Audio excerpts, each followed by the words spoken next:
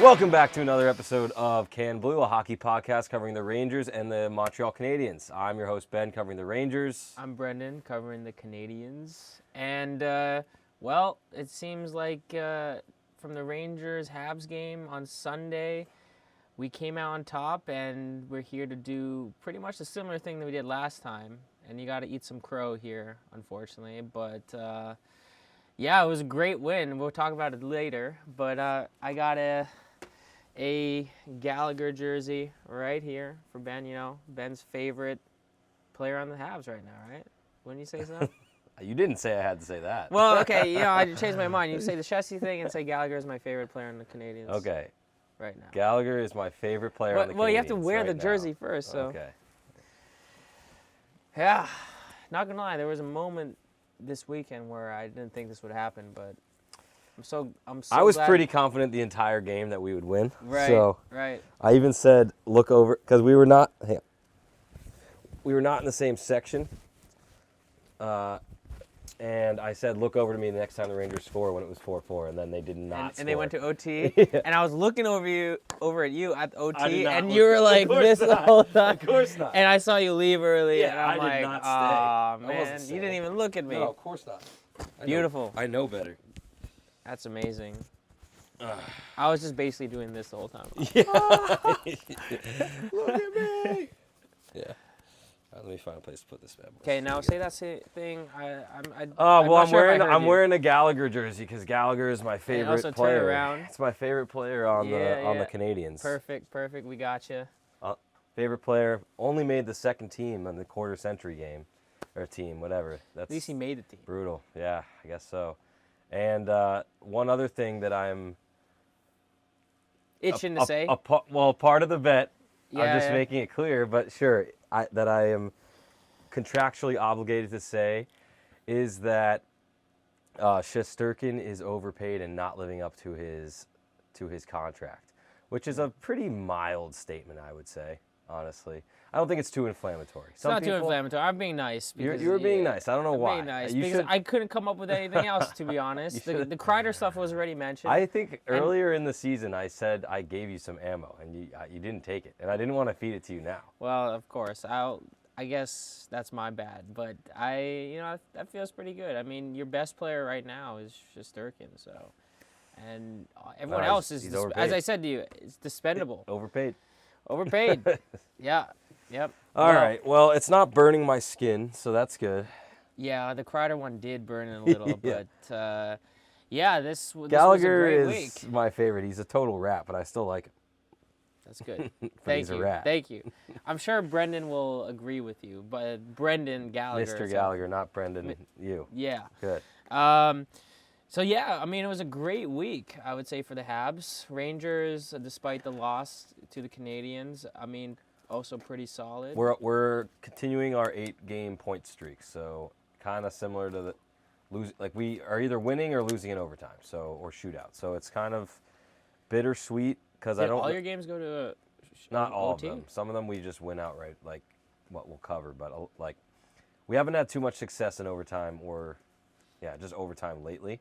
We had 4 games this week. I think we recorded on Tuesday last week, so my 4 games will be the Avalanche, the Utah team, the Blue Jackets, and then obviously our game. Canadiens game. And we actually also attended the Toronto. We did get tickets to the Toronto game. Montreal game, which was, I think we'll have to have a long, lengthy discussion about that because that was a tough one for multiple reasons. We'll get there. We'll leave. I thank God that we had that win, though, because Yeah. I think if we lost to the Rangers, I would have just, my face would be, not like what I am right now because that Toronto game was really bad. Yeah. Really bad. You were in a tough way. Yeah, I was down bad. afterwards. I was definitely Yeah. down bad, for sure. So let's leave those 2 games that we attended in Montreal at the Bell Center to the end. First, I want to start with the biggest Rangers news that's going around right now is involving JT Miller. So I think it was it's Friday or Saturday. There's tweets going around saying that JT Miller may not play tonight. It seems like a trade might be imminent. And then you're also seeing some of the Rangers' top prospects in Hartford getting held out of the lineup.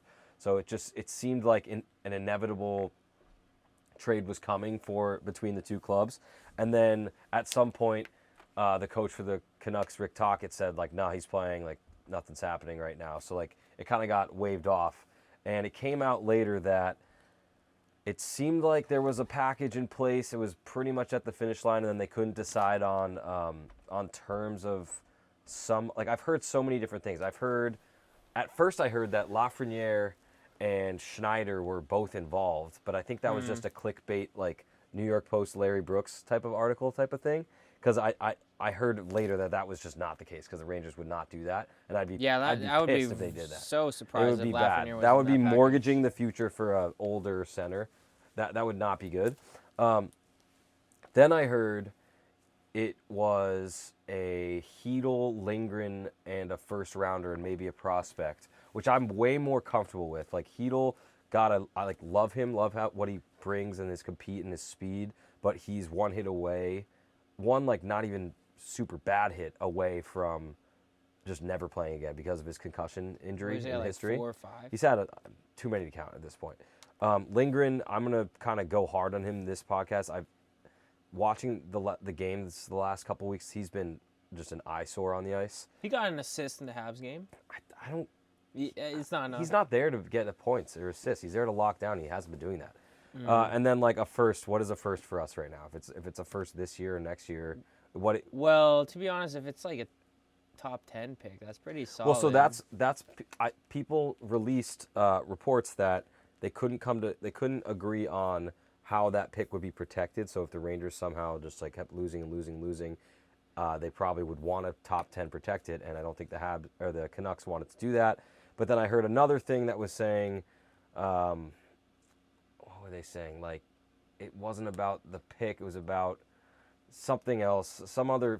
There's been so many just like hearsay things being thrown around by different reporters that it's hard to know. But it does seem like the JT Miller saga is going to come to a head this week. It seems like we'll know next podcast air date where he's going to be. And the biggest thing is he has a no move, so he can kind of control where he goes. And it really seems like the Rangers are the only team that have the cap space and will be in a place that he wants to go. So like I know the Devils were thrown out there, but the Devils have a lot on their cap already, and it would take a lot of manipulation and trades and cutting and whatever to get that to work, and he may not even want to go to the Devils. So like there's that, right? And where does he fit on that team too? And then another team that was thrown out there was like the Canadiens. Not Canadiens. Not the Hurricanes. The Canes. The Hurricanes. And I just don't see how they could afford him either. He's like $8 million a year player. I mean, if they're willing to retain some salary, why wouldn't they do that for the Rangers? Like, I feel like the Rangers would also benefit from that. So it doesn't really make sense for me. And then I know another team was Dallas, and I feel like if he goes to Dallas, it's out of conference, which is nice, but it's, that team is pretty good right now. I think they're pretty high up in the standings. I would not want that really to happen either. That would solidify them for me as a contender, as like a very big contender. I think. Just to me, like hearing that it didn't get pushed over the line with the Rangers because of like a little bit of just random things that they had to hash out, like if it was length. It sounds like a lot of drama to be. Like, it's a lot of drama, but I think it's close enough that it's going to happen with the Rangers. Like I think like they had players ready to go. It got waved off because of some small thing, and I think they're just gonna figure it out at some point. I can't even remember last time there was trade drama for us, like to this level of back and forth. It's sort of thing in the past. I mentioned in the last podcast. It just sort of happens. Throughout the year, there's articles that probably come out and complain about certain players, like maybe Pacioretty, and it's like, oh, this guy needs to go. And then in the off season, it's like it just like happens one day. But it is odd to see the back and forth, and interesting too. To hear a rejection, outright rejection of an initial trade is also interesting. I don't think it was a rejection though. I think the way that it works is they talk about it. They're whittling it down, and then they get to a point where like one won't budge and one will not like budge either. So it's kind of just like how close are they on the scale and who's going to move first. And I will for say me, they it's are like, mutually beneficial because I just don't see the Rangers getting close to a top 10 pick this year. Really. If they don't get Well, Miller if they drop and off, they keep if they Yeah, but you continue think dropping off? if they go pick up Miller, you think they're real like I think they could miss the playoffs, but you think they're going to be bottom 10 in the league? I don't see that happening. Or is that I guess I don't know how Can one exactly how player it like works. that could really turn it around? I don't know. I guess Do you think he could turn it around, the whole team? it'd be unfair to say that he is the one that's going to turn the whole team around. I think like But it could more change the moves have to be mentality. made, but it could change the mentality, yeah. I mean, the whole It makes him even deeper. I didn't even think Line would have this much of an impact in terms of the 180. Like we've seen, I think at this point a 180 ever since he came back. And he was a guy too that was like there were rumors of him not like being hard to work with or like not a great locker room presence. Right. Right? And that's same with JT Miller. We know that that's the case with him, but Yeah, and he could be that sort of energizing factor to turn it around. And I mean, he's good enough for sure to do that. either way though, like if you get Miller, I mean, it would You would say at this point you want Miller. I though. want Miller. I was like kind of on the fence about it at first, but I think he's a guy that like doesn't really come up that often.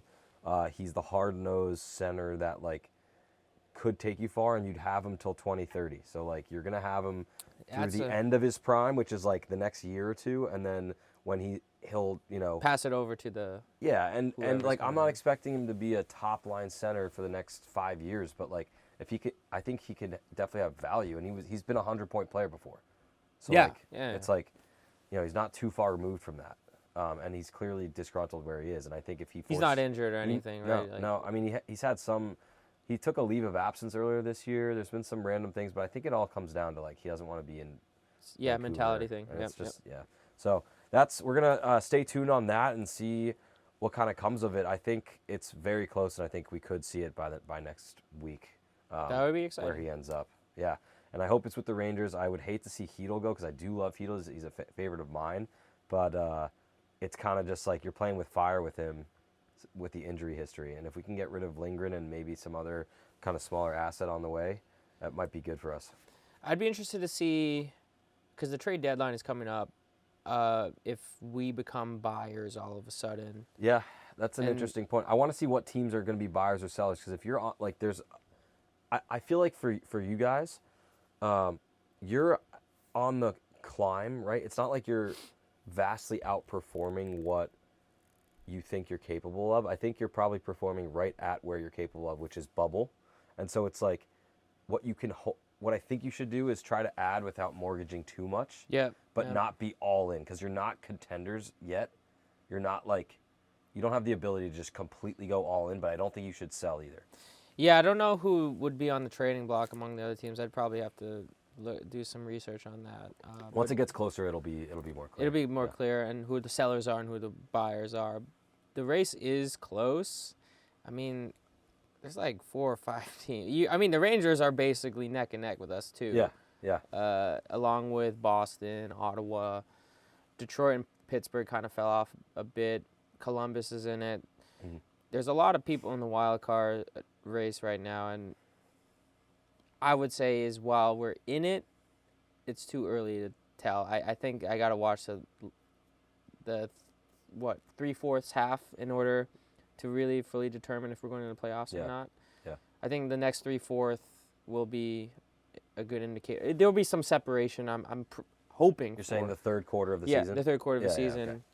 And then by the last quarter, we'll probably know the rough idea. Definitely. But this third quarter, yeah, definitely interested to tune in. Pretty much every single detail is going to be really important for us. Well, that's why it's so important to like watch shows like this, watch and listen to other podcasts beyond the just what all the reporters are saying, because this is the time. And what I've heard is the next like kind of soft deadline that teams are eyeing is the Four Nations. Like people want to have deals done before the Four Nations tournament starts, which I believe is before the trade deadline. So and you know there's what? I kind actually of like an urgency to get there. Now I'm feeling grateful that Suze and Caulfield weren't picked because They could focus, right? they could focus. Yeah. They have their full attention on the season. Yeah. I mean, yeah, it's all fun and games, and they're doing that instead of the All-Star game, right? No, I don't think so. So the All-Star game is I also think going to there's be. both. I gotta look into that, but I think there's. Not gonna both, lie, yeah. the All-Star game has like dropped off. Yeah. No, I don't. Again, I don't know if it's a growing up thing, Yeah, maybe. Kids probably like it. but how they show The it one also, in Vegas wasn't bad. it just feels different, man. I don't know. Yeah. I used to like seeing, I don't know, Carey Price and the old guys, even guys like Chara, and it feels like maybe it might be my nostalgia glasses Yeah, on. yeah. But it did feel different back then. Yeah. Possibly. Okay. Do you wanna? Let's get into the games of the week, of which there are 4 on each side, but we'll cover the ones we went to last. Yeah, let's do it. Great. My first game of the week, Rangers played the Colorado Avalanche Tuesday night. It was an OT loss, kind of with echoes of the Canadiens game a little bit. They were up. You have your 2 fourth-liners, the only ones scoring in that game. You had Sam Carrick scoring on a giveaway on a shorthanded goal. Giveaway or takeaway from Cale Makar, which is kind of interesting. Looked like Makar was maybe at the end of his shift on the power play because Carrick kind of pulls away from him, which I would not expect from one of the best skating defensemen in the league.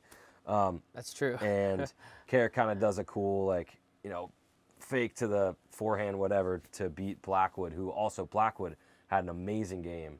He's been pretty much lights out for the Avalanche all around. It's interesting to see, like, goalies that don't work out somewhere work out really well elsewhere, and I think Mackenzie Blackwood is one of those Totally. players. Definitely, yeah. And I mean, there's numerous amounts of goalies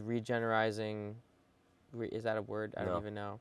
Reinvigorating Yes. their goalie life and Yeah. solidifying themselves in the lineup. And well, Georgiev, I can't pronounce his name. Georgiev was not that for No. Colorado. He wasn't But that for even the the Rangers, Rangers. and yeah, there was hope because the Avs lineup is so good in front of a goalie that he'd be solid, but Yeah. it didn't work out.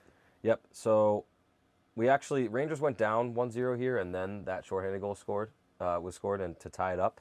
And then again, later in the game, Carrick makes a great move, great play to beat kind of attacking battle defender on the boards.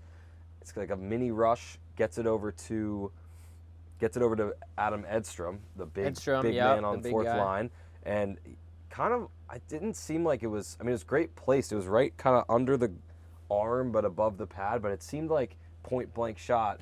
Blackwood should have had it, but for some reason it went through. So that was 2-1, and it kind of just was that way for the rest of the second period, all of the third period. Then with minute and a half, 2 minutes to go, like every team does, they pull the goalie, and there's some chances here and there. It seems like the Rangers have really shut it down, and I want to call out, like, it's great that we're being competitive and we're in these close games now. It's not just like a foot race back and forth or like no defensive structure, because like that's why I called out Phil Housley in previous podcasts.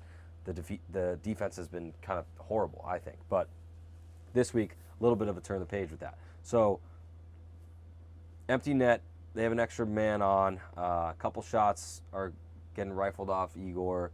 And then a shot's taken, and it squeaks through Igor, but not in the net. And I forget what Avalanche player it was, but he's there. Lindgren is right on him. And it looks like Lindgren was watching either the shot or like not. My idea of a defenseman, when you're in front of the net and there's a player there whose sole purpose is to, puck's there, bat it in, is you have to take that man out of the play. Yeah. And Lindgren was in the right position, didn't make the play. So like that was just unacceptable from Lindgren.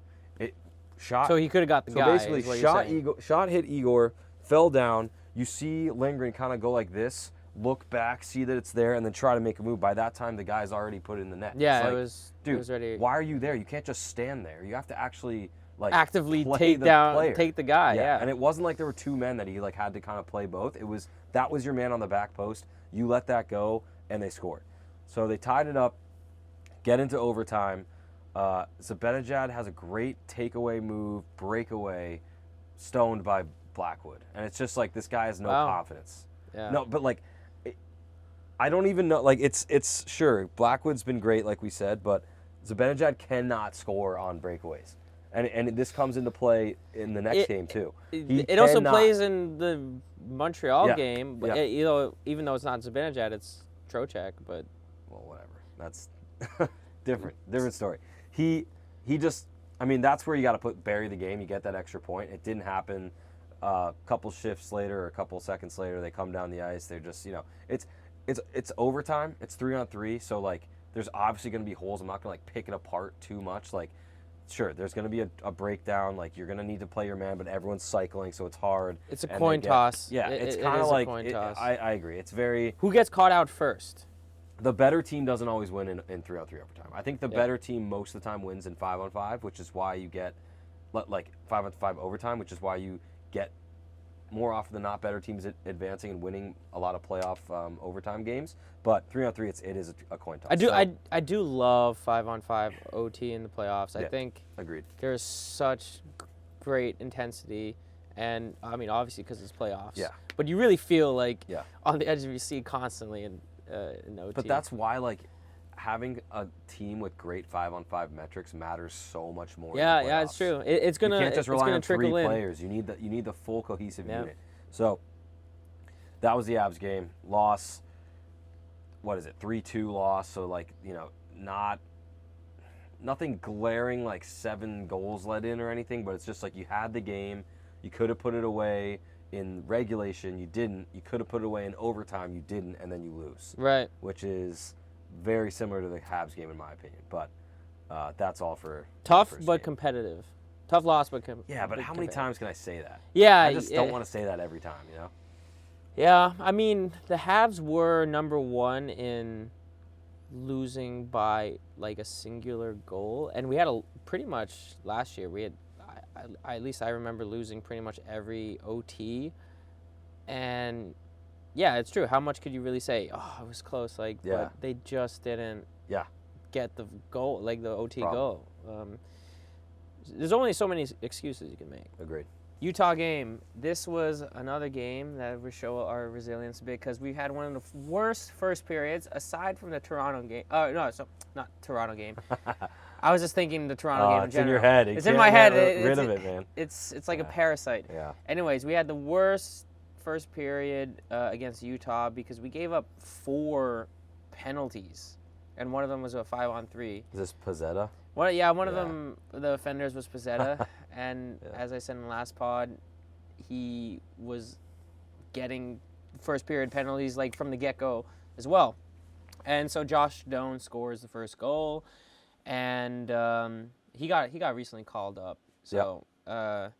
Arizona boy, obviously Shane Doan's son. He went to ASU, I'm pretty sure, and played. So I think I called up because Gunther is injured, and I think that's a long-term injury, a knee injury. It sounds like, or lower body. Remember when he was just like popping off in the beginning of the year? I know, and then he had like the first 7 goals of the year. Yeah. I was so excited that he'd be like, I don't know, OV levels of scoring, but I mean maybe next year if I don't know if he's out for the full year or not. And soon after. Mike Matheson has these moments that of like he looks like I don't know Connor McDavid, and this is one of them because from our end he just brings it up, splits the defense. I mean I don't know what Utah was doing because this is not going to be the first time that they're going to mess up defensively, but he just goes right through them, goes 5-hole on Vejmelka. Vejmelka, yeah. We used to say Vejmelka.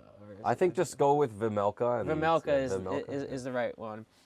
And then we go down later, I think also on another power play, Nick Bukestad squeezes it right past Monty, and I think Doc was in the penalty box this time, and Savard just like rips into him once they approach the bench. He's like, get in the game. Like, you cannot be doing that. And it was like, to Doc.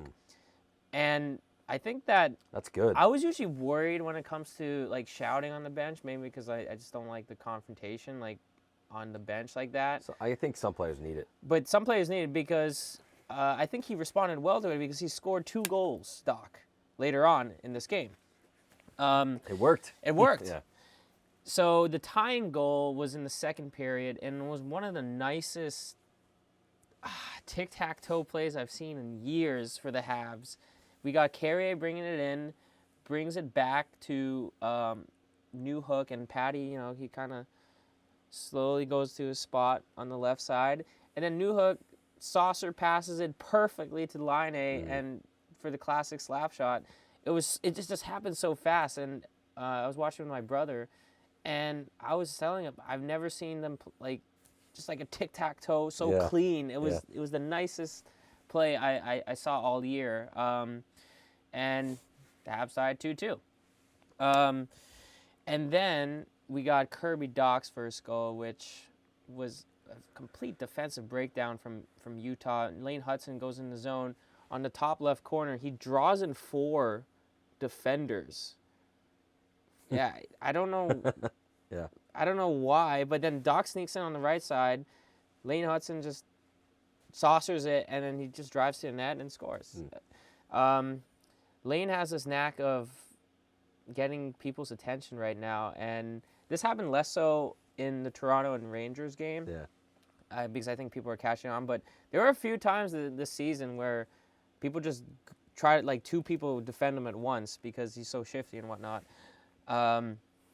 And Dach buries, I think, 7th of the year, and we got Logan Cooley scoring on another power play next. So you can see penalty trouble troubles is not good. They did die it down later on for except in the Toronto game again, but against Dallas. Rangers somewhat. They got up a penalty. They got a penalty goal. But then Lane Hudson again. He actually had 3 assists this game.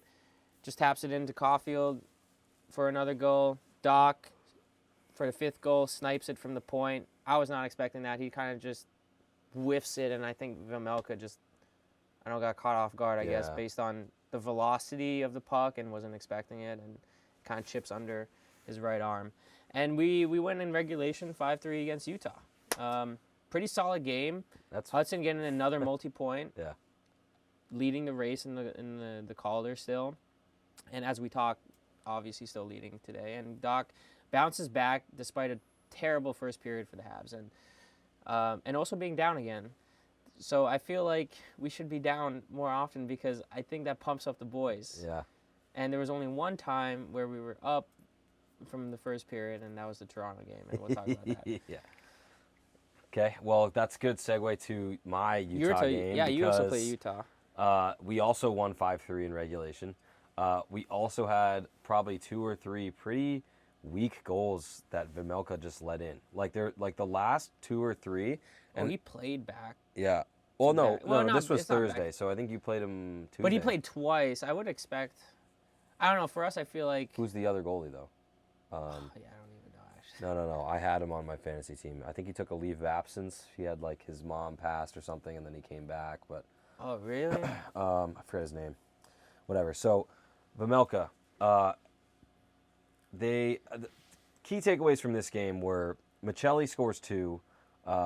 I think most of the goals, again, kind of came from around the net. One, again, from Lindgren just, like, blatantly losing his man in front, just off of a shot. Michelli's good, but pretty. It's just like you gotta. He's young, right? He's young. He's very young. You gotta, and I think the whole team of Utah is young, and that's kind of why. Like, they went up 1 or 2-1 on us, and they can't hold on to that lead, which is what you see in, like, a young team. I'm sure you remember. That was us. That was us at the beginning of the year. Exactly. But Logan Cooley. Learning how to close out games is big. Well, yeah, Logan Cooley is great. Basically a point per game. Yeah. He's going to keep developing into a star, I think. But it's just, like, their inability to close out games is what's hurting them right now, and they are not a good, like, finishing team. So we took advantage of that. We have Lafreniere and Panarin chipping in on the scoring, which is great. We need to see more of that. And, I just remember one of the last goals, it was like the 3rd or 4th goal of the game for the Rangers. It was like one-on-one, shorthanded Riley Smith.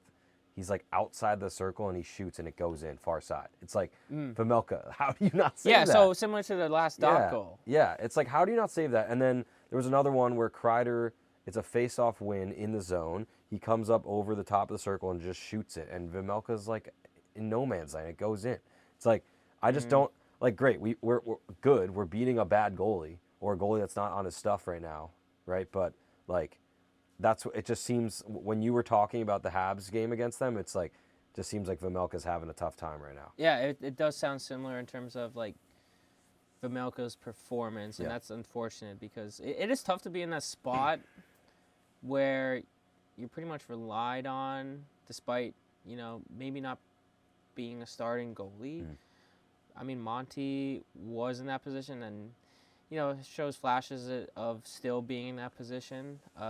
So it is tough for them. I do feel a little bad when you don't have that, you know, third string, at least their first string's out, right? So that third string goalie to, you know, help them out or be reliable enough to help out, which we found ours, I think, or even second string goalie in Jakub Dobiš. But yeah, it is tough to be in that position. Yeah. That's all I really have to say about that game, just because, you know, they won. They beat a team that's not that good. That team actually beat us pretty bad in the early on in the season, so it's good to get one back on them. Yep. But it's just, bad goalie. We have the better goalie. We should win this game, and we did win this game, and we didn't need overtime. I was feeling fairly confident when, even though we had a really bad first period, I'm like, okay, I know this team is not good, like defensively. Yeah. The Mike Matheson goal that happened in the first, it was indicative of like, okay, they know there's holes in their defense. They could do this, you know. So I felt somewhat confident. Okay, why don't you go on to your next game? So Dallas, this was a test and a half for us. Not only because they're like a top contending team, but Jakub Dobiš started this, and it was in Dallas. And I think probably this was his most exciting, start for him, because there was over 30 shots, 32 saves for 33. And he was challenged quite a bit on the power play and, you know, a couple breakaways from their young squad and skilled players. And he shut the door. He shut the door big. And I think this is when, after this game in particular, people were like, welcome back, Carey Price, which I don't necessarily agree with yet. The Czechian Carey Price? I think he's from Czechia. Czechia, yeah. It's a small sample size, so I want to see it when maybe he gets a couple losses and how he deals with that and with adversity. As we're speaking now, he also started for the Rangers game. He's 5-0, and this is the first goalie to have his first 5 starts flawless in quite some time. I forgot who the previous goalie was, but in this one it was 4-0, and it was a fast-paced game. Dallas came up first. Jason Robertson scored the first goal. And then quickly soon after, Caulfield comes down, does a nice. He has got some hands. Like Caulfield, every game I've been watching him, especially the ones we've seen in person, I'm impressed with how well he receives the puck and handles the puck. I think he's low-key one of the better stick handlers on the squad, and he shows it off here. He does quick hands to his backhand because the defenseman is lying down. Gets around him, and Slav's just right in front and pops it in. Easy, just an easy, setup for him just because of Caulfield's skill. Ties it 1-1, and for the most part, the whole game was back and forth. Second period was a little slower. Dallas started to pour it on more, but Dobiš slamming the door. There was power plays as well. Good PK. There was one shorthanded chance for Jake Evans, and he misses it. But yeah, second period, I was getting a little worried, but defensively they shut it down. And Dobiš, again, just so good. Again, not there yet with the Carey Price comparisons. I think fans, we get excited, but we get excited too quickly. I think it's he's not Carey Price. That's something that bothers me a little. 5 wins. He's not Carey Price. Like the comparisons really do. Like I even see Dryden comparisons, and I'm like, oh, man, dude, stop. We can't have nice. Can't we? Let's enjoy it. Yeah. And that's it. Let's not get ahead of ourselves. And the second goal was actually midway through the third. Lane Hudson from the point shoots it in. and Newhook tips it, goes in past Ottinger, and Armia gets an empty net goal at the end. The interesting thing, to give us a little more credit, is they interviewed Jake Ottinger. His name is Jake, Yep. right? Jake Ottinger, and he's like, yeah, it's surprising how like way different they are playing now. So gave us some good props, Yeah. and it was a great game. We got outshot by like 11 or 12, and we beat a huge team. Like Dallas is a very good team. Yeah. And so it was a little redemption from my last loss from Dallas, I think, in the shootout. And it was nice to win in regulation again. All right. My final game, I'm going to probably go through it pretty quick because it was a defensive battle, 0-0 going into the shootout. Wait, who is it? This was against Columbus. Columbus. So we were like looking at Right. the scores of this game while we were at the Toronto Yeah. Montreal game, and While I was suffering at the Toronto Yeah. Montreal game. yeah, well, I was suffering too for different reasons. But Yeah. but so basically, 0-0, vintage Igor game where he just kind of doesn't. He literally didn't allow a single goal. Gets Nice. a shutout. I remember looking at the shot count on a phone and them being massively outshot in the first period. It was like 15-4 or something. Yeah, It that's was really crazy. bad. And then by the end of the second, it was, I think we had held them to maybe 5 shots and we had 15, so like we were pouring it on. And then by the end of the third, it was pretty much neck and neck. So it ended up being a pretty even shot count game. The Rangers turned it around after a pretty abysmal first period. And then only thing that I can really say about overtime, didn't see it live because we were at the game, but Zibanejad had another breakaway Really? chance and Okay. didn't finish it. So it's Dang. like you're really seeing, and I thought he might have had 2, but I know It's okay. We're not really that great at the breakaways either. it's just like he used to be good, and like he had a shot in the shootout and he missed, and it's like, or he Like didn't Josh score. Anderson is probably so far this year our best like breakaway guy. breakaway. Yeah. It's just like you got to think one of those will go in. Like he's Yeah. an elite player, and it Yeah. was not happening. The only other thing, and I guess 2 things, Mika did try a Michigan this game, and it got blocked. Dude, but I don't know if about he that, scored man. that, it would have been. I would have, like, so many people would have just been like, "Oh, this guy's crazy!" Like they would have probably been back on the Mika Zibanejad train because Yeah. like that is so true. It'd be sick to see a guy do that in your. It would jersey, be but- so sick to see Caulfield do a Michigan Yeah, or something. Yeah, dude. It's just like, if we saw that in person too, it'd be like, it'd be crazy. And then the only person to score in the entire game was in the shootout, and it was Vincent Trocheck, future captain. So Future captain. happy to see that. But walk away again. It's like we're giving Columbus, who's in our division, who's actually a threat this year, we're giving them a point by not shutting the door on them. We're walking away with the extra point, but it's just like, especially in the East, we need to start winning games outright and not just, getting into overtime and coin flip. I mean, not to like burst Columbus's bubble, but their past 10 to 12 games were way different from our past 10 to 12 games. Like they played, I would say, not the top tier. Yeah. A couple of the top tier Easier teams. schedule, It was but an easier schedule, I think like similar outcome. I think I expect more from the Canadiens going forward than I do the Columbus. It's kind of like a fun run that the Columbus Blue Jackets have been on, but it's like it seems a little out You of. better not say that to them because they'll I take know. that personally. I know. After the Line A comment, they're like, yeah, you're right. But they're not going to hear me say yeah, that. yeah.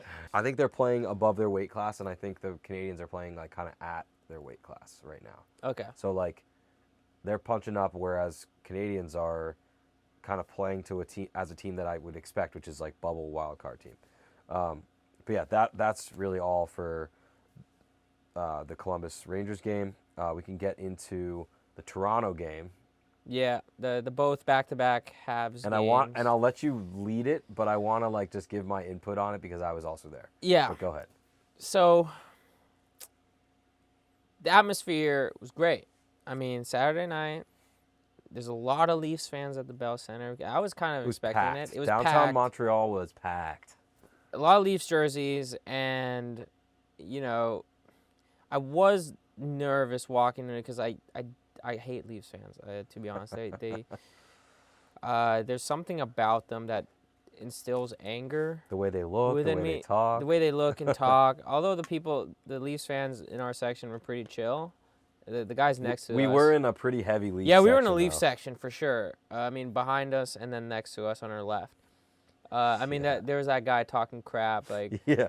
later on, and yeah. But anyway, sit down, and we have the best first period that I've seen in person. Like for sure, I was not expecting to have that first period, which is to be up 3-0. We score on a delayed penalty. Doc scores. Laine later on scores on an actual penalty power play. It was the classic. And it was the vintage classic Laine. shot, and we were in that side where they, watching over it. Yeah. We were on the right side for that, and it was beautiful. And I was like, oh my God! I found I saw a Laine slapper go in. Yeah. And then literally 10 seconds later, Anderson goes in and buries another. Yeah, like people are still cheering about the Laine goal. The Laine goal wasn't even announced. Yeah. And then Anderson comes in and just does a backhand. Does it again, and then the place was pumped. I dropped. I knocked my beer over and because I was so excited. And I spilt it on the guy next to me. So I mean, instant karma. Instant karma. Hey, he was nice about it. He didn't say anything. We were talking like, oh, what if the Habs scored 9? Like they just scored 3 in one period. They could have scored 3 in each. And I period. joke, oh, dude, knowing them, they're gonna, we're up now, and now we're gonna give it up. And they did that exactly. Oh, and the guy next to us is like, oh, you guys didn't need to do us that dirty. And I'm like, sorry there, bud. Yeah. And then the next period is just another. It's a whole. They did a 180 in just one period. Defensively, I don't know. It sucked.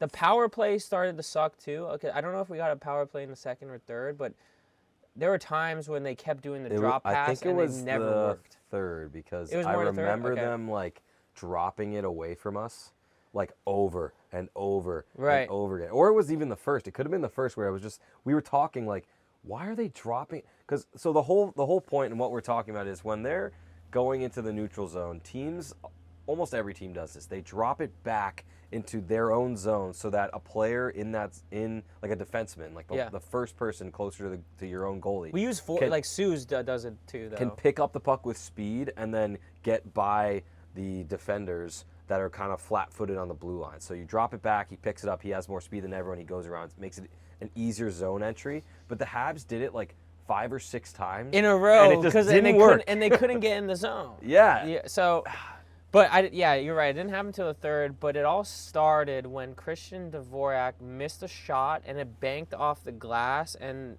Toronto had an odd man rush. Yeah. And Bobby McMahon just snipes it past Monty. Colgate alum. It's my boy. To make 3-1, and I'm like, oh crap. Okay. Yeah. F you, Dvorak, but it's fine. We were ripping on Dvorak all night that night. He was bad. Because later on he did take another penalty. Dude, Hudson was -5. Yeah, and Hudson had a terrible game. And then later on the second, Nick Robertson tips it again. I think it was Monty's right side, and 3-2. Okay. Getting a little nervous here, and they haven't been shooting the shot on net. Yeah. And they've been giving up penalties. What's happening here? And I'm relieved when the second period ends. I'm like, okay. They'll reset and get right back on track. Won't be brushed off. We're still up 3-2. And then what do you know? Within the first 30 seconds, Hudson, I guess, slips up and doesn't receive a pass well or something, and Nylander kind of picks him off, and Hudson tries to, catch up, but Nylander breaks away and goes past Monty to tie it up 3-3, basically 30 seconds into the first. He's been nuts. Nylander's been And I said immediately to Ben, I'm like, yeah, I think Nylander's the best player on the squad. Like, he's always consistently good with both the regular season and playoffs. And from there, I'm just like, the Leafs fans are, they start getting definitely a lot noisier. everyone around me is visibly frustrated. Habs fans are visibly frustrated. We got these kids in the back roasting every single player. Oh, yeah. That Toronto was true. kids, yeah. Toronto kids just roasting every single thing that a Hab does that they mess up. And I remember we saw another Habs fan just being like, always like looking back like, I'm like, you can't say anything. They're kids, you know? Like, you just got to laugh. That guy was getting so pissed. Yeah, he was so pissed. Dude, just stop. Stop looking. Yeah, you can't look, and you just got to just laugh like, oh, you know, this is kids being kids. Yeah. I don't know who scores the fourth. Who scores the fourth, man? But it happens I don't not even halfway through the third. And after that, it's a blur to me. When they scored 4-3, I'm like, it's over. It's over. 5-3, 6-3, It's 5-3, 7-3, 7-3. 7 Oh, unanswered. You know, what made me upset was more of the aftermath. Like, hearing the Olays from Leafs fans be so loud in your own stadium is terrible. That sucks.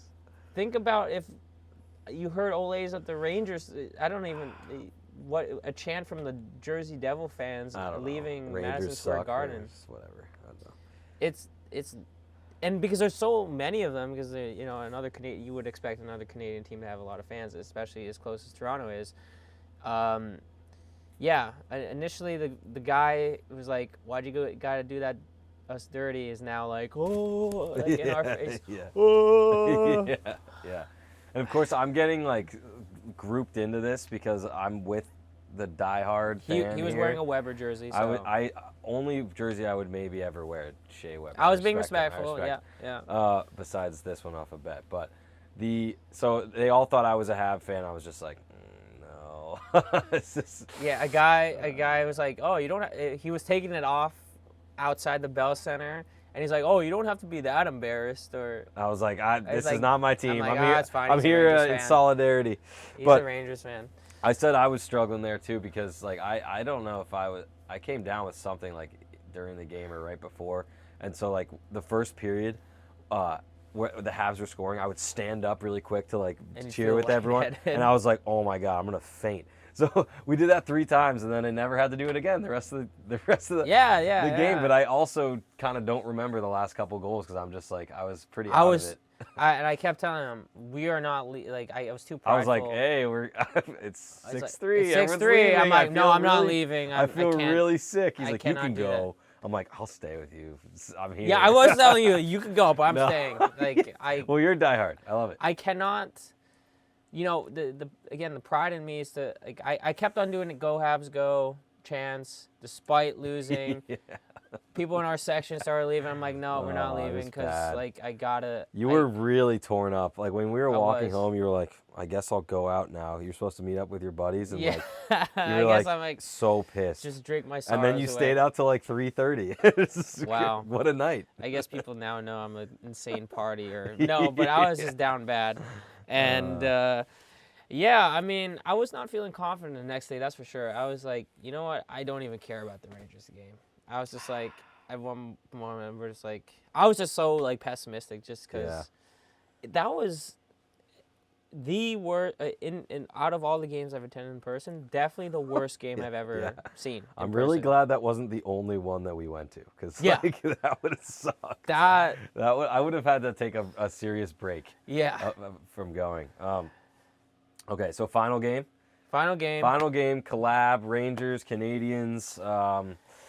I wasn't sure if that game Great would really. Ceremony. Yeah. With the Bantam. Are they Bantam? There was something. Yeah, I don't know. I didn't. It sounded like they were part of your coaching league, Pee-wee leagues. Yeah. But yeah, a nice opening ceremony that was different from the Toronto one. Yeah. They just had some kids come out, stand by next to each team, and it was good. By the way, the DJ sucked for the Leafs. I don't know why. I want to say that. He was so pissed. I was pissed at the DJ because he was playing terrible music. But in the Rangers game, it was good. It was good. It was really good. Flew up a New It was York different. Guy, it was a different probably. guy. Yeah, it was a different guy. But so I wasn't sure if that Leafs game would like demoralize the Habs and make it an easy win. Trust me, I was wondering that too. Or have it be, a big rebound, and it ended up being so. Earlier on, a huge rebound. Yes. But earlier on in the pod, I said Rangers have been better defensively. This game was kind of just like Back and back to the north, Back and forth. back to just no care about defense, just like total. It was carnage. To be at the game was pretty crazy with all the fights, with Yeah. like the big hits. I think Fox laid out Suzuki. There was more Jack Guy and Rempe were like going at Yo, it. there was more emotion in this game than Yeah. I saw in the Toronto game. Yeah, In terms of it was like weird. at each other's throats. Probably, I don't know. Like, well, it was just so. There was never a time. There was maybe like 5 minutes where it was a close game in the Habs Leafs game. Yeah. You know what I mean? So Yeah. it's like that's where the momentum and mentality and pressure and all that stuff come in. Whereas in the Rangers game, it was like a 1-goal lead every time. Rangers had it every time except for when it mattered. Right. At the Right. end. And yeah, so yeah, as Ben said, we came back from a 1-goal deficit 4 times. Yeah. Like you score, who was your first goal? Oh yeah, Lafreniere. It was Lafreniere, hometown boy. Let's go. You did predict that. I did. And by the way, my uncle, who hopefully is watching this too. Unc, shout out Unc. Shout out Unc. He predicted the score to be 4-4 initially, and then a team wins in 5-4 in the OT. And it came out our way. But yeah, Laf scored first, and Off the wall. So Keandre Miller shot it in, hit a weird bounce, like kind of over the net or just popped out, and then surprised Dobish with the by shot the way, I there. forgot. Monty started in the Leafs game, Yes. and his performance, I mean, maybe it's I'm a surprised he little wasn't pulled. exaggerated. 7 goals? I think he should have been pulled Yeah. after the fourth. Definitely the fifth. It's just tough when you know that the goalie's going the next day, you know? Yeah, that's right. Yeah, that's true. Maybe that's why Marty Could didn't make the move, but he had a couple. Like I think I don't know. He's not looking like a starting goalie to me. Dobish is, though. Dobish is. Even though He this is started in like the Rangers. flying high, but yeah, Dobish was in. You also had Owen Beck up, right? Oh yeah, Owen Beck. And Pizzetta out. After the Leafs game, I'm so happy they made this move, because Pizzetta was not working. Moved him to Laval. Bring up Owen Beck, even though he was pretty much invisible this game. It was better than having Pizzetta taking There's penalties. sometimes when a player is invisible, that's good. Like Yeah. they're just doing the right things. They're not having a blatant, horrible turnover. Exactly. They're not scoring, but like maybe you have them there just to lock stuff down. So Yeah. that's interesting. But yeah, Lafreniere scored the first goal. Off that bounce. Yeah. Loved it. I thought it was pretty electric.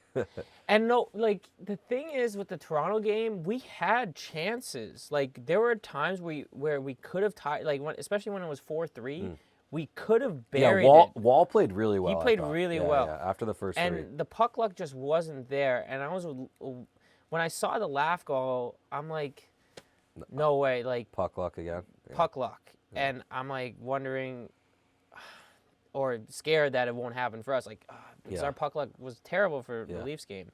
So I was. So who tied it for you then? And as we were roasting him in the previous game, Christian Dvorak, Oh my he God, shoots I it. hate that. I hate him. He shoots hate it. him. I hate him too. hate But him. Gallagher We tips can it. both hate him. Gallagher tips it. Oh, and right. It goes past Quick. Yes, okay, I remember that. Yeah. Yeah, and so that's another the thing. Quick is playing for his 400th win. I really want him to do it in the Garden with home fans, but obviously if he wins, great.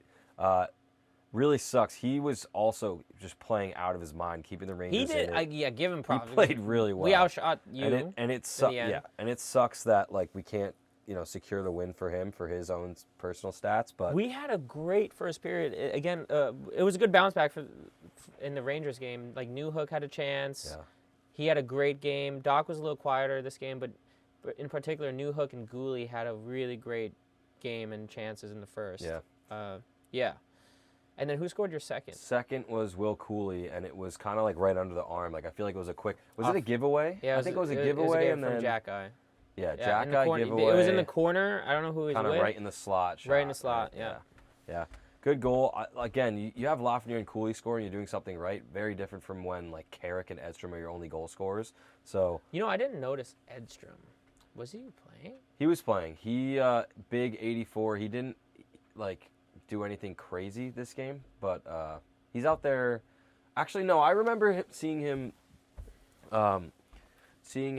and the Canadiens were trying to outmatch him, like put the first line against our fourth line, but I felt like they held their own pretty well. Like Carrick and Edstrom have been pretty solid, just like shutting plays down. And actually, Rempe obviously was in this game. Rempe was so great to see in terms of like, As a if Habs I fan. saw him on the puck, I knew, and it did happen. Like he'd just be Dude, picked the off first right period, away. he had like 7 shifts, which is more than he had in the Columbus game, and he had like 2 or 3 I think it was to potential get the guys breakaways. going, probably. Dude, he could, if he was a better skater, he could have had like 2 breakaways. I know. Yeah, yeah. And he was like, "Ugh." There was Like, he one at the couldn't do blue it. I was a little worried about, and I see Rempe. I'm like, Yeah. okay, and then the puck trickles off. Yeah, yeah, his it stick. was bad. Second goal for you? So that was the end of the first for 2. So it was 2-1 2-1. Rangers after the first. Second goal. Wait, I'm blanking on it. Who was it? Dvorak didn't. It was Dvorak Was again. it? Yeah, it was He had a off a crazy fluke. night, It was that guy. it was off a fluky shot. I think it was. It may have been going wide, but it hit a Ranger stick, and it went yeah. down and then trickled in. Yeah. So it was a fluky shot. Good puck luck there. But it was weird to definitely celebrate a Dvorak goal after me basically crapping on him like constantly during the Leafs game. Yeah. I was just like, this guy needs to go. This guy needs to go. No, fast. we've been hating on him. But I also think the Rangers, what they did well in the regulation time was like whenever the Habs would score to tie it up, they would score almost immediately. Yeah. It was a quickly couple after. shifts later. So I think the next We one was gave up- Zibanejad, right? Yeah, it was. I think Andy, after he came back from it looked like a knee injury. He came back. He took a penalty. There were 2 penalties in a row, though. Two there penalties in a was a row, penalty, you killed it off, maybe And then- a shift or 2, and then another. and Andy, gets a penalty. And Um, on this one, Zibanejad scores from top of the circle with a great screen by Kreider. yeah, I had the perfect view for that. It was on the left side. Yeah, we were right in the corner Yeah, there. I was basically middle, but like the left side of that Just saw zone, him pick that it. zone. Yeah. And yeah, my heart dropped when I saw him score because it's like, Yeah. oh, don't get hot now, Yeah. Don't. So, I mean, the next one has to be the Will Borgen giveaway. So Just horrible. this one was crazy because I was not expecting that. I was already looking because there was around 3 or 4 Rangers in their zone, and I think Suzuki there was were, there yeah, alone. 2 or 3. Yeah. Suzuki was basically in front of Quick, just being a forechecking. And I was looking at this neutral zone and also our end, just because our players are switching too. And Borgen tries to pass it across, Yeah. and Sue's just like, with a nice pick, grabs the puck and snipes it. Puck luck. That's puck A little luck. bit. It's Skill and puck luck It's there. a great move by Suzuki. I don't know what Borgen's doing. It's like I've done it before as a defenseman, where you're like, oh well, There's one guy here. there's one guy. I'm gonna sauce it over him, which is like a pretty standard thing. But like you can't do that through the middle. And the See, safer this play is where the is flashes of Bergeron's coming in, though, like, because that's a sick play yeah. to tie the game. Yeah. It was pretty bad move by Borgen, though. It wasn't like, oh my gosh, Suzuki's all world doing that. It was like, wow, what a horrible giveaway. Yeah. I'm going to score. Yeah. So Borgen, though, like, that's his strike 1. I'll give him a couple because, like, he's been really great defensively. Otherwise, like, shutting down plays, getting guys to the outside, using his body. And we're going to need him to stick. It's a good lesson because I don't think he would do that again. If he's hope smart. not. If he's smart. He's like 26 or 27. He should know that at That, this point. yeah, that was a great play. I'm Amazing play. hoping that's not a reflection of him on this season when we look back because I think Lindgren's going to be gone, hopefully soon. Traded? Yeah. Well, in that So, JT trade I over. think So I think Borgen. I'll forgive you for now. That sucked though. That was really a killer. We did come back to score. Chris Kreider, your favorite player. Yeah, just why is he parked? Okay, Right in where front, was baby. where was the D there? I don't know. He's a big man. He was pretty much alone. He's a horse. Who passed it to him?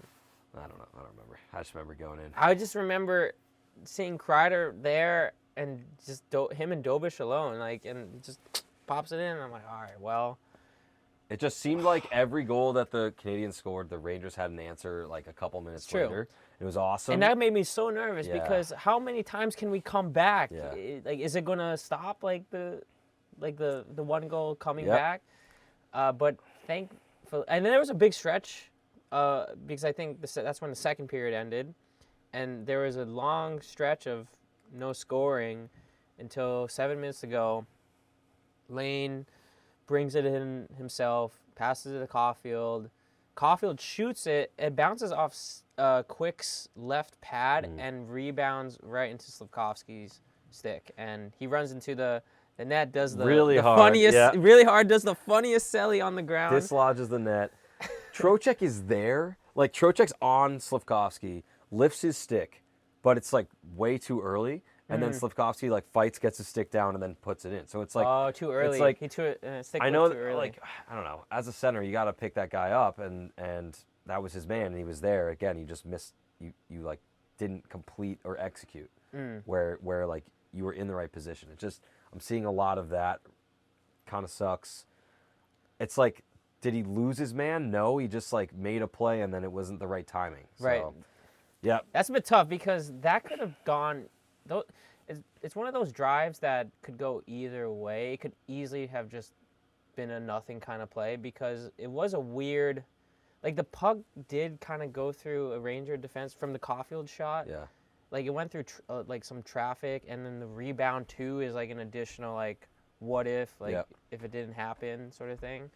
But that's when the puck luck, I think, was working with us a little bit. Well, players shoot for rebounds like that. Like I think they have in their mind, if I shoot far side, it's either going in or it's hitting a pad and bouncing out to the slot. Okay. So, like, that, it is a set play. But it's a little lucky because, again, there was you some never know where it's traffic. going to... That's like, true. And it was fairly quick, too. I'm surprised with Caulfield's hands and the fact that if he, like, did that deliberately that quickly in front... I think he did, yeah. No, then he's that's nice. Yeah. Again, I think he retrieves the puck, like, never mind Lane Hudson, but out of all the forwards, I think Caulfield retrieves the puck really well and knows how to move it well. And he's having a breakout year from this year, as we can see him and Sue's. But this was Lane's, 8th point he's on in a streak. row? Yeah, 8-point streak. Setting records. What does he love have? It. He has 38 points? 38 points. Yeah. 38 points. Going for 39 tonight. 39 tonight, hopefully. There is a stat of rookie defensemen, and it's just like 38 for Lane Hudson, and this Chicago guy has 5 or something. Yeah. I think it's so funny. It's looking better and better for Calder. I know. I wouldn't have thought that, honestly. I think what he has now, like the 38 points he has now, was what I would think he would have at the end of the season. Total, and it would still be a success. And that would still be a successful rookie season. Yeah. So he's, aside injuries, like knock on wood, I think so far so amazing. Yeah. He's exceeding expectations. But yeah, 4-4. Yeah, and before we get to overtime, we should talk. It was obviously very scrappy. Couple fights going on. Oh yes, we totally forgot. No, Second it's period. on my mind. I'm on it. Second period, when we were down 2-1.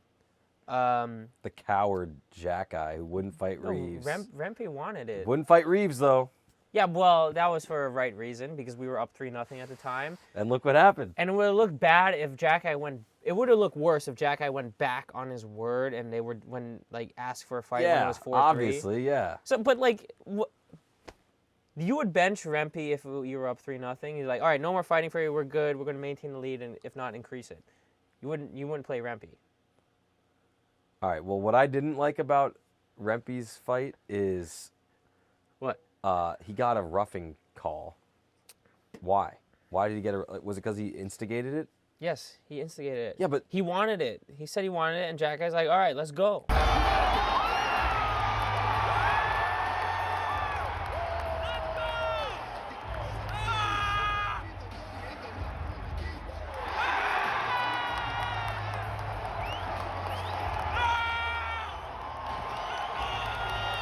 So, but that's not a penalty usually. It's sometimes I've seen it. Yeah, happen but I before. thought that was a pretty weak call to be like, oh, extra 2 for Rempe because he's Rempe. Like, shut up. They're fighters. They're both fighters. They're both going to do it. Rempe got like a punch in and then he waited for Jack-Eye to drop his gloves and then they went at it. Well, that's why. Yeah, but that's dumb. That's like a rough, not a full... That is roughing. That is if he punched him before and then he dropped his gloves. Maybe I'm saying he's dumb for doing that, but like that's just stupid. Like I watched the whole thing. I was like, how the they're tussling and then Rempy's just an idiot. He just dropped his gloves too early. Yeah, he dropped his gloves too Oh, early. God. Again, So it's a dumb. timing thing. So yeah, they drop the gloves. They go at it for a decent amount, and I thought it was over one time. Like I thought XHEKAJ got him, but then Rempy like kind of got back into it and started hitting back a little bit more. I kind of like how the refs are cool. allowing those types of guys to fight it out. Yeah. Instead of just Well, breaking. they don't want to get hit. You know. I have phone footage from it, so maybe I'll pull it up. I think I was XHEKAJ just got screaming the my head edge, off. but also XHEKAJ was at home. So like, if Rempy did that in Madison Square Garden and everyone was cheering him, I think he would have. I think he would could have gone to boost, the crowd, been like, yeah, you know, like. So it looked like because he did like of some the kind reaction, of UFC takedown at the end. Yeah. But you saw there were clips like Rempy looks over at the end when they're both in the box and he's like, good fight. No, respect. So, respect. yeah. I gotta respect. I mean, I gotta respect when. They the both other side does that. went for it. So Yeah. I mean that's what people wanted to see. Like I think everyone in my section was like waiting for it. Yeah. And then when it happened, we're like, oh yeah. And there was another one with Anderson and Schneider, I think. There was some, in the first period. Yeah, Schneider. There were some scuffles. There's a lot. Yeah. Anderson, It had great atmosphere there. even Gooley, Slav. I remember I was pissed because at one point, right before, I think Slav was trying to be in the slot or something, and that instigated a fight after the whistle came, and there was like two Rangers guys on top of him, and like one of them was pulling on his helmet and stuff. And I'm like, why couldn't that have been a penalty? I saw something where like Quick's stick was ripped out of his hands, and so he grabbed onto Slav's stick. Okay. Yeah. Slavkovsky. And then like it was just like weird. And then It was a two weird guys thing. just like Yeah. basically on top of Slav. I'm like, all right, guys, you want? Yeah. I know he's a handsome looking guy, but Yeah. I don't think he's supposed to. Hands off. Yeah. Hands off exactly. Slav. I was a little pissed that nothing was called there, but we didn't get any penalty power play goals. We got some We got one. chances. Yeah. Okay. So then overtime. OT. There's two things I want to say. Two things. I did you feel like the refs were on your side at all this game? No, I didn't With- feel that. I I felt thought there was a a little couple. bit.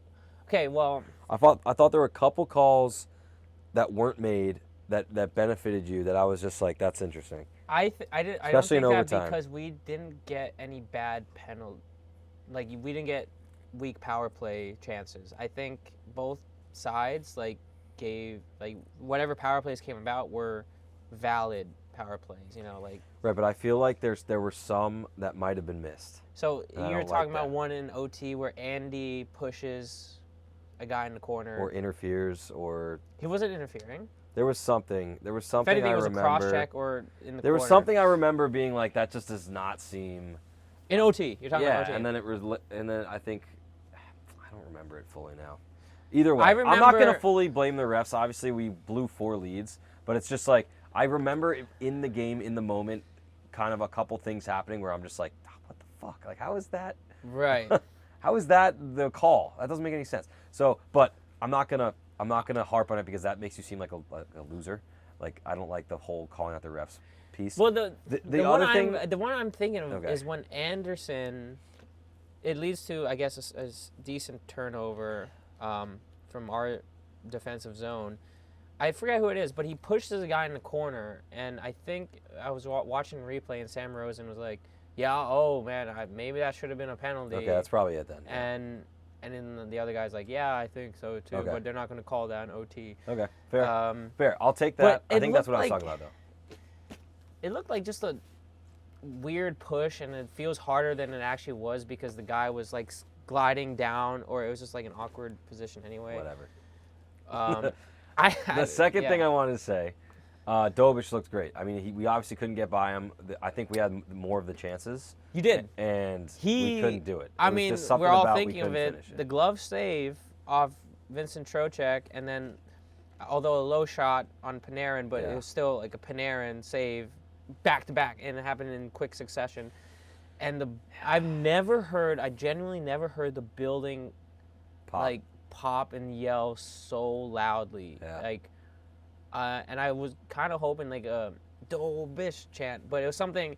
One section was chanting something, but everyone was going nuts. Yeah. I've never seen it that It loud was really before. loud. It was really loud. And I goosebumps for Dovish because he's just like standing there, taking it all in, just like all the yelling going towards him is probably an insane thing to experience. It sucks because like I went to the Ranger game a couple weeks ago on a Tuesday night, and like the crowd was not loud and it wasn't full. And Gally in the game interview, he said, I want to thank the crowd, like they kept us in it. Yeah. And we were like, oh, like, but it's so true. Like Yeah. compared to the Leafs game, consistently the crowd was in it. Like I heard like the chants came out more often, more loud, at the right moments. I think the crowd really It was electric. helps. Yeah. And then go ahead. Well, we got Patrick Laine. This was like I think the last line that we ever run in OT because they're pretty slow and Patty's kind of slow. But with his steady length, I guess, passes, gives it to Gooley down the left side, give and go. Gooley gives it back to Patty, who I don't know how the defenders don't see like this coming. Like Keandre Miller doesn't see that Patty's just going to go through the middle there, and then he gets the edge and tips it in like an easy pass by Gooley to Patty for the win. Amazing to say the least. Like, oh! And there's like that release of, wow, we did it. Yeah. We did it. We came back. Pretty brutal. I just back. felt like, we couldn't finish again. There was something about, these mental lapses that you have during the game, maybe that like I've seen from Miller. It seemed like Kreider was on that line, like kind of soft back checking, maybe looking for a big save that he'll take down the other way. But like, if it goes in, it's over. So you should be working equally as hard to get back. I think the goal of the Canadiens is you have to get that second goal, like the differentiator, like that 3-1 to separate, or that 4-2, and there was opportunities to do that. I think I agree. Because that rattles us. Once you get that extra goal, the mountain is like just, even if it's slightly higher, mentally it brings us down. I saw this a couple times. Like it felt like a playoff atmosphere. Yeah. So it'd be really cool. I don't think it'd be possible, really, but if we face each if other we got in the that first this round, year, it'd be sweet. In the future, I could see it. It'll happen again, obviously. But where the teams are at now, it is a little more interesting because, I mean, if they play like they did in this game, that's like a pretty competitive series. Yeah, it'd be back and forth. I used to be all like oh yeah, confident that Rangers could beat Montreal easy. And I was It's the tides are changing, man. I like it. Well, it's sort of like it's going like this sort of thing. Yeah. Because I think I don't know if we play again this year, but we have 2 wins on you. I think you're 2-1 against us. So we either 2-0-1. We either have one more, or that's it. But I'd be surprised if there wasn't another. But yeah, we'll see. Maybe no more bets for the season, but this was our last bet. We'll see. I'm sure we'll pick up bets, something to bet on in the playoffs. If they face each other in the playoffs, for sure. No, but even if just one team makes the playoffs, we can think about something. Okay. And I'll determine whether or not I'll be the heel or if I'll root with you. Depending. Like if they're playing like some Metro team that I hate, of course I'm rooting for the Habs. But if they're playing like the Leafs, it'd be really fun to just pretend to be a Leafs fan. You can see how I got like really upset. Yeah. All right, so we haven't done it every episode, but just like parting words with what I'm looking forward to, or what I like think is going to happen, and like who I want to stand up again. What I think, obviously I think Lindgren's gone. I think he should be gone, and if it's not going to happen this week, it's going to happen end of the year for sure. He just really has been not looking good for me, and like there's been problems with Miller too, but I think Miller has the much higher upside for sure. So it just seems like if this JT Miller trade happens, I think Lindgren's out, and I kind of hope that happens. So just like really, it's not one player. I think there's been some good trajectory for like Zibanejad and Lafreniere, but it's kind of the old core, it's tainted in my mind because they've been sucking. So I'm looking for JT Miller to come in. I'm looking for Lindgren out. We'll see what that costs the Rangers, but I'm, Yeah, I want to see the trade and just see how they respond based on it. That's the only thing I would look forward to. Exactly. I think trades are on the horizon and before the Four Nations. So for us, I guess to stay healthy, we've been playing well without Heineman, but we do miss him. And there were a couple scares throughout these games, of the possibility of injury. Fox had a huge hit on Suze, and I saw him hit his head on the ice. I'm like, oh, damn. I don't want Suzuki to get. He's not a player that I would be like. I don't want most players to get hurt. He has an Iron Man streak. Definitely not. He has an Iron Man streak. He's played I don't know, over 300 games or something, without being injured. Yeah. There was also an Anderson scare in the Rangers game, but yeah, I want to see us stay healthy, keep it up. Goalie situation, interesting to say the least. Monty looks like he's being edged out a bit. I would like to see him shut it down better in terms of, especially his right side, man. I feel like the Leafs were just targeting that the whole night. Matthews scored on his right side to make it 5-3 or something. Yeah. He needs to be on top of it because I don't see him starting if he keeps that up. Yeah, especially you ride the hot goalie, 5-0. Dobish is the guy. Dobish is the guy right now, and we'll see if he could keep it up. And obviously, I don't see that sustainable, the flawless streak, so he's going to lose. And I'd be interested to see how he bounces back from that. Yeah, that's true. All right, that's our show. Thank you so much for watching. Please continue to like, subscribe, send to other people who you think might like.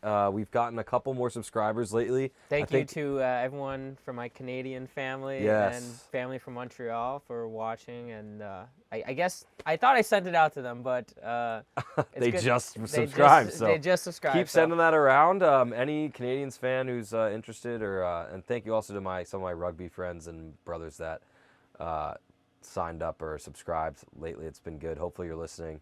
If you're a Ranger fan, if you're a hockey fan, if you're a Canadiens fan, subscribe. If you're a fan of us, subscribe. If you're a fan of us, send it out. Thank you. Thanks, guys.